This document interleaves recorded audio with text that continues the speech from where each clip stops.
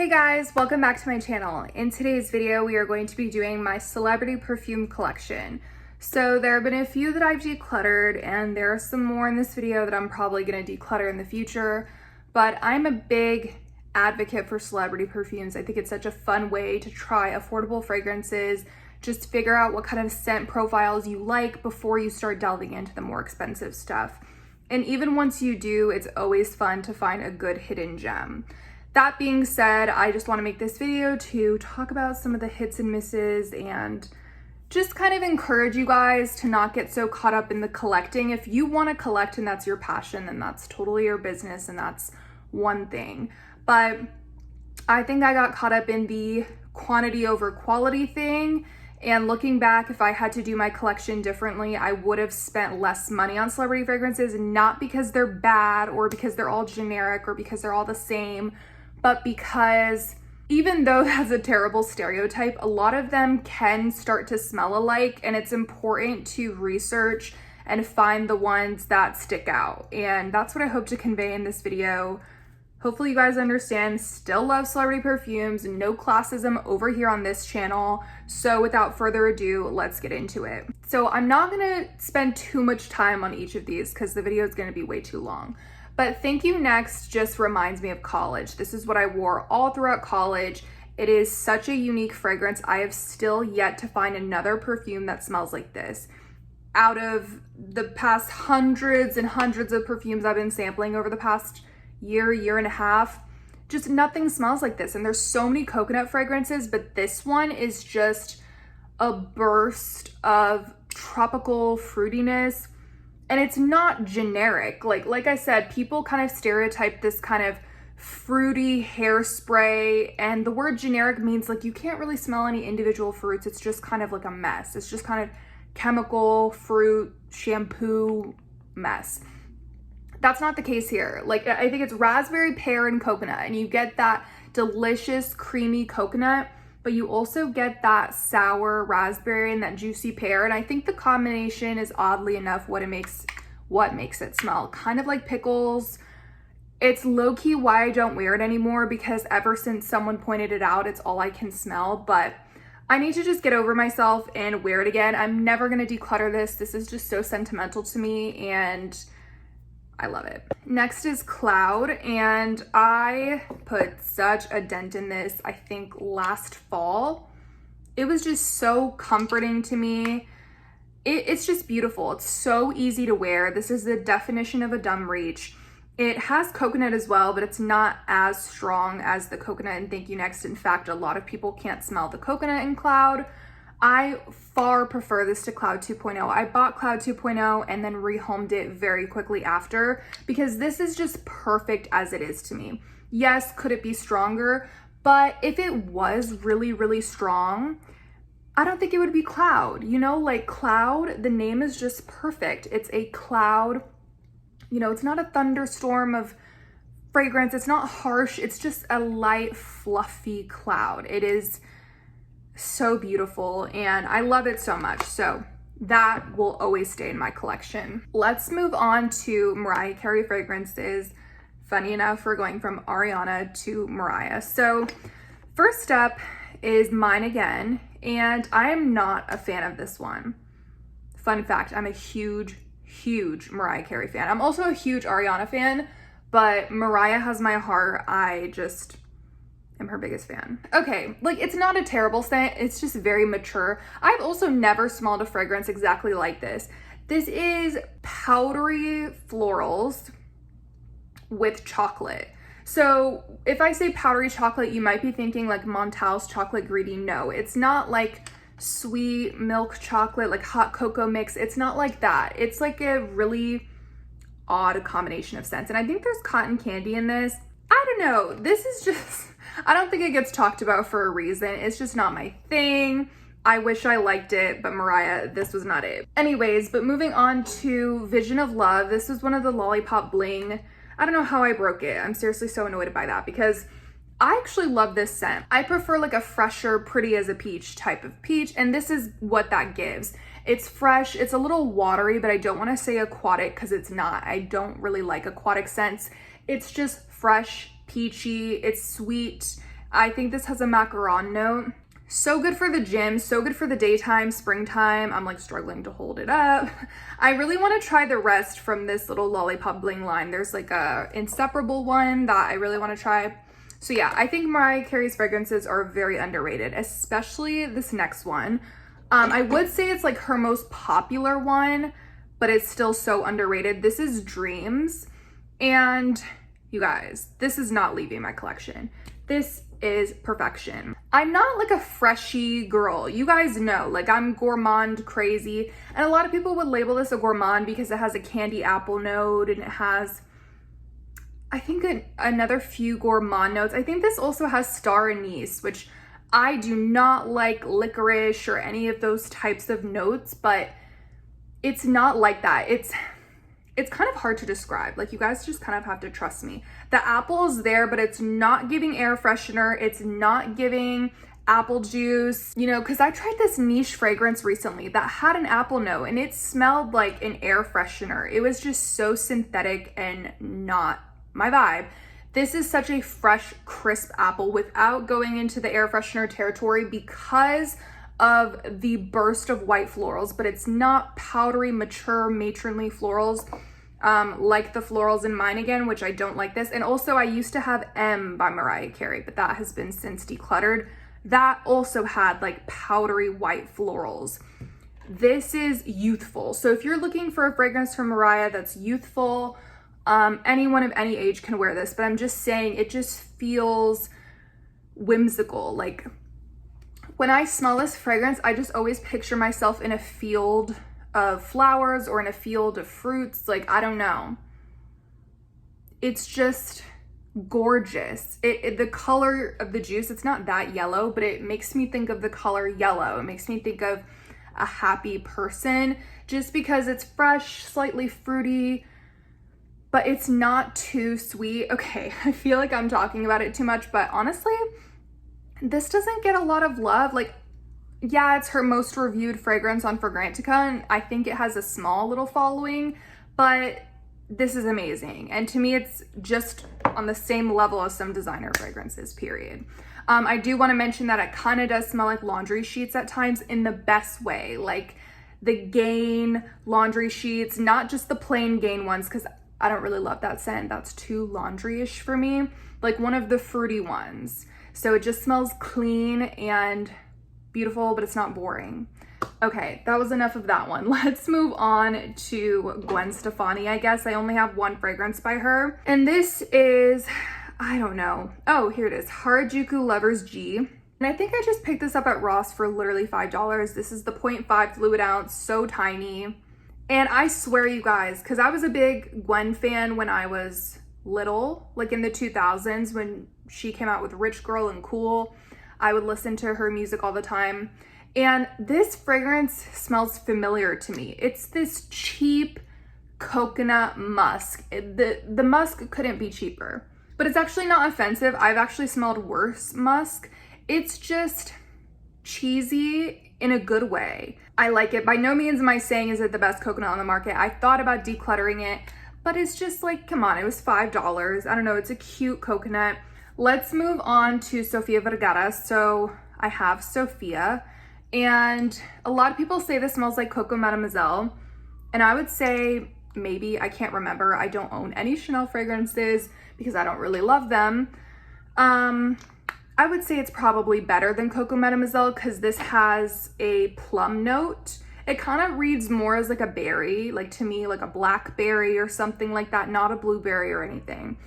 It's just a realistic plum. It's deep, it's dark, it's sexy, but it's also classy.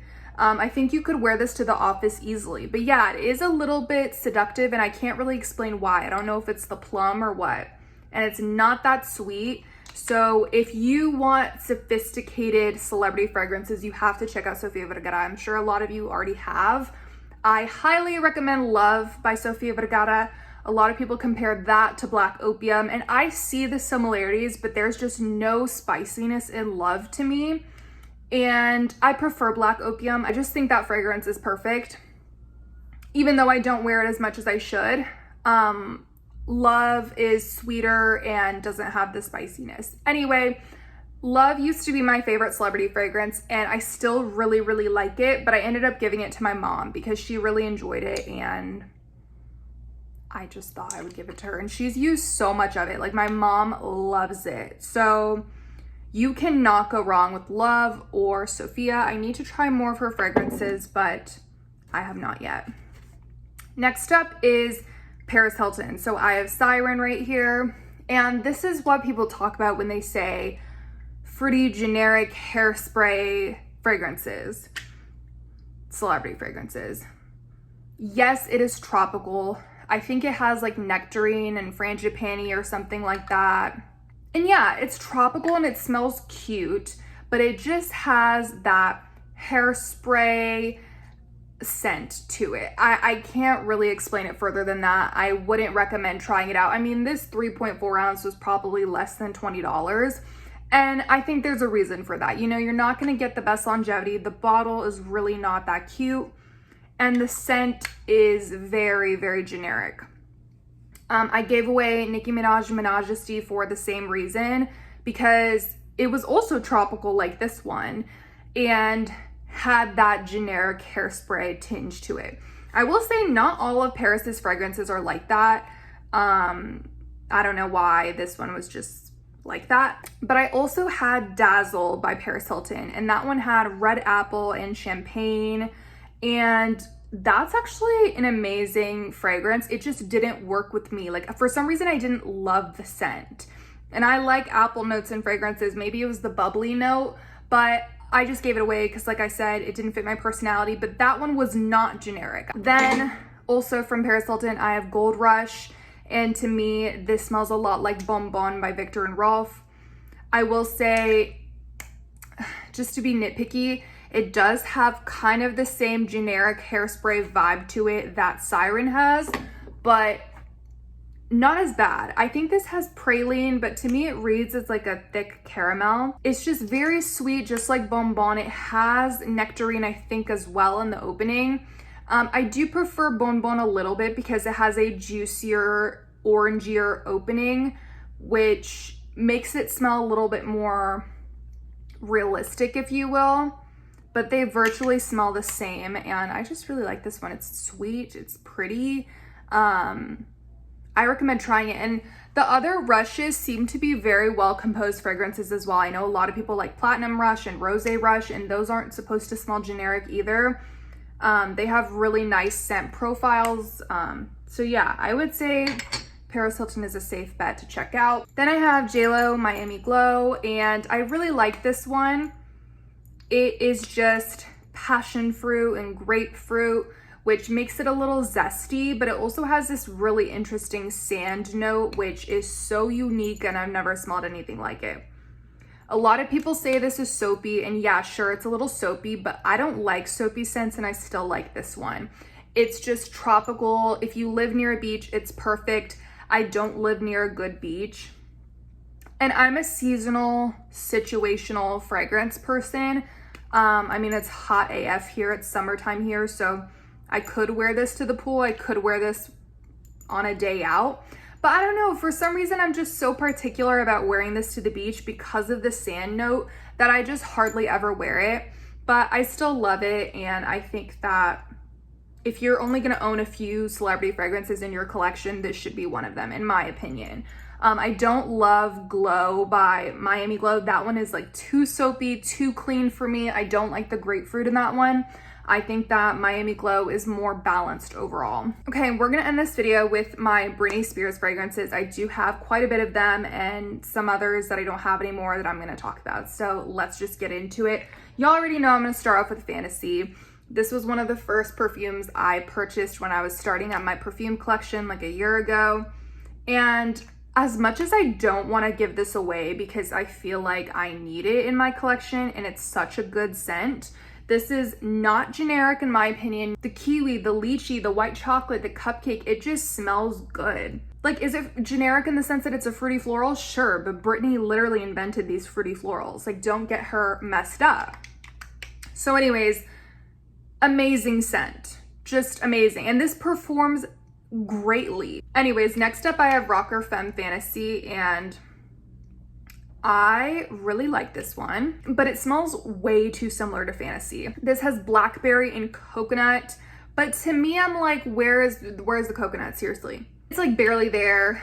The blackberry, yeah, maybe it does make it a little bit darker. I always said that Fantasy is day and Rock or Femme is night, but there is virtually, like, it's very hard to smell a difference between the two. I even remember like wearing one on each arm, and I tested them for several days, and yeah, there are slight differences, but I will say BRITNEY usually makes each flanker smell pretty different, but with these two, they didn't really try that hard, you know? Circus Fantasy is so different from the original Fantasy. I think it differs the most, or one of the most.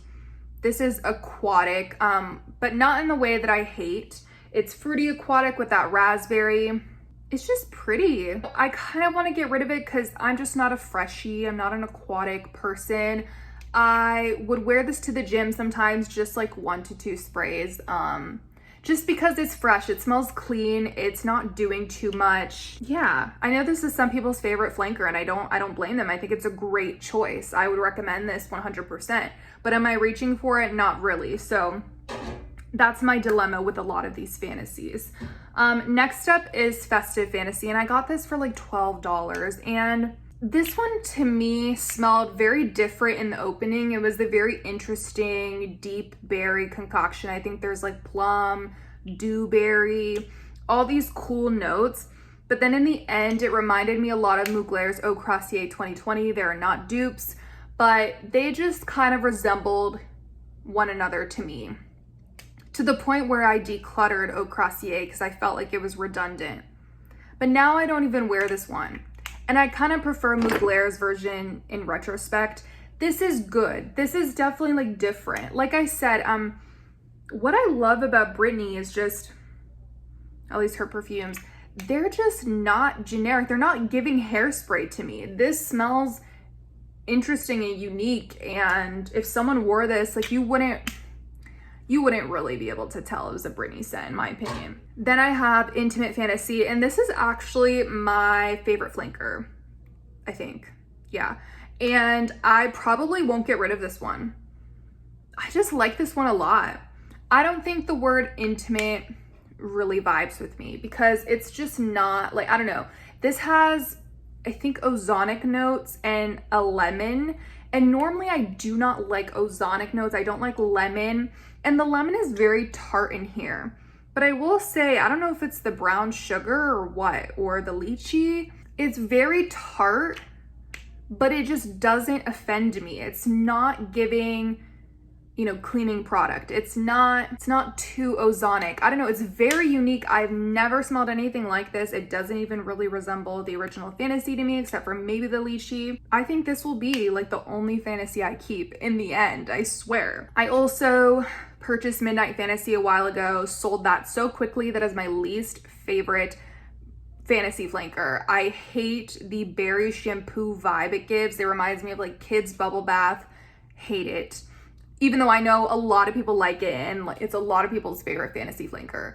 I also had Sunset Fantasy, which I do like, but it's kind of like Paris Hilton Dazzle, where it just doesn't resonate with me for no explainable reason. Like, I should love it. It's like peachy and lactonic and fruity floral, and it's just so easy to like. But I don't think it was a case of me not reaching for it. I think when I wore it sometimes it would like get on my nerves, or like it would make me nauseous. I don't know. Maybe it was a certain time of the month, but I remember I just decluttered it so fast. So I think those are all the Fantasy flankers I've tried. I've not tried all of them. I'm still on a mission to smell every single one. But again, I don't want to be like blind buying these and then, like we see here, having them just sit in my collection. I also blind bought Prerogative because for so long I had just never tried anything from the Prerogative line. And it does smell like black opium, like a lot of people say. But there is a certain fruit in here. I don't know if it's the apricot or the goji berry. I think it might be the apricot because I just don't think I like apricot in my fragrances. I just don't like the fruit that's in here. It just doesn't rub me the right way. This has saffron and pink pepper, I think. I just prefer black opium, you guys. Like at this point, like let's stop with this. You know, Love by Sofia Vergara is good, but this is just, it's not really seeing black opium. Yes, it's a good affordable option if you can't afford black opium, but I really, and this is just a matter of opinion, right? And it's super affordable too, so like you don't have to like break the bank to try it, but it's just, for me, it's not worth buying. Now it's just sitting in my collection and I'm sad that I bought it. I haven't tried the flanker, so maybe I would like one of those more. I'm sure I would. Lastly is VIP Private Show. I also had Private Show, which is a lot of people's favorite. I don't like that fragrance. I can barely smell the dulce de leche. I can barely smell the coffee in that scent. It was just so light and faint on me that it felt like a waste of money, a waste of product. So I decluttered that real fast. But this is one of the most gorgeous, unique, fruity fragrances. It's delectably juicy. It's seriously good. It has mango, apple, blood orange. It's just so good. I will not get rid of this one either. It's just, it's too good. It's just such a steal for what it is. I think there's a lot of fruity designer fragrances that smell more generic than this. This actually smells edible and yummy, and it's just a quality scent, if you ask me. That is all for this video. I feel like I'm missing something. Like, I feel like there has to be more. Oh, I had Fancy by Jessica Simpson, but I decluttered that because I don't like gardenia, and to me, the gardenia and the caramel were the most apparent in that fragrance. But if I come up with anything else that I've tried, I'm sure there are some. Oh, I tried Kim K's Pure Honey, absolutely hated it. It was more of like a honeysuckle. It was just such a honey bomb. I did not like that fragrance. Okay, yeah, I'll be here all day if I have to recall everything, but I will talk to you guys in my next video. Thank you so much for watching, and I'll see you then. Bye.